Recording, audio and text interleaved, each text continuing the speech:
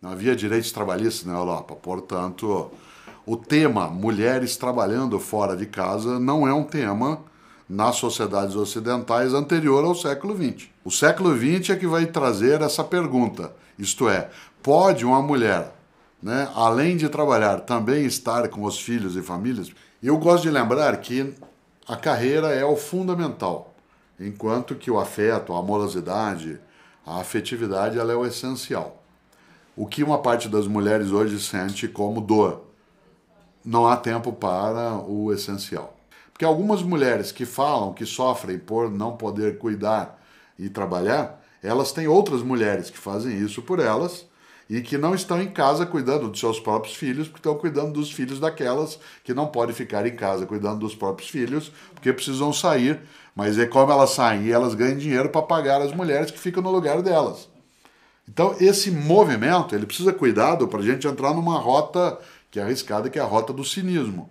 Por quê? Mulheres que, com toda razão, querem uma vida com mais harmonia, não podem obtê-la à custa da dor de outras mulheres.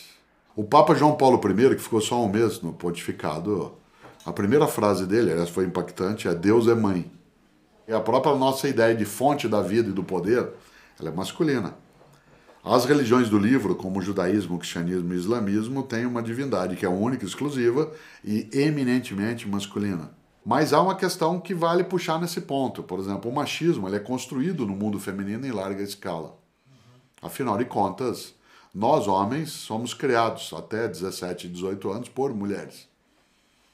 Nossas mães, nossas tias, nossas avós, nossas professoras. A gravidez nos contagia. Por isso, uma mulher grávida no ambiente de trabalho, ela melhora imensamente até o relacionamento.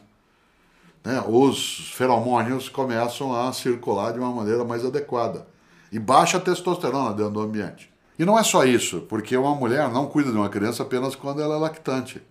Né? Ela cuida de uma criança quando a criança existe. Então, é também a facilitação em relação à doença, a levar ao médico. Por isso, uma empresa que não é tola é aquela que, em vez de olhar a gravidez de uma funcionária como um encargo, ela olha como um patrimônio.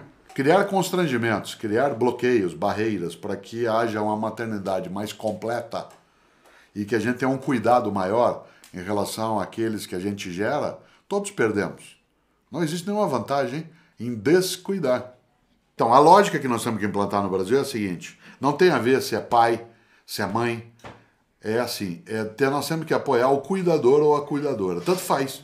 Pode ser do pai idoso, pode ser da mulher, da esposa ou do esposo que está num determinado momento fazendo quimioterapia.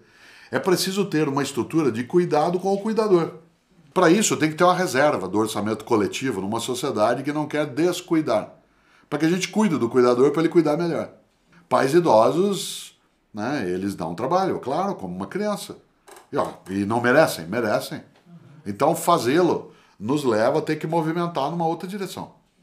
Né? Se hoje a empresa ela arca com o ônus, se ela tiver que dar uma licença remunerada, que isso seja partilhado no conjunto social. Por exemplo, o maior número de creches para todas as crianças dentro de uma cidade, para que todas fiquem em creche, não é um problema de quem tem filho.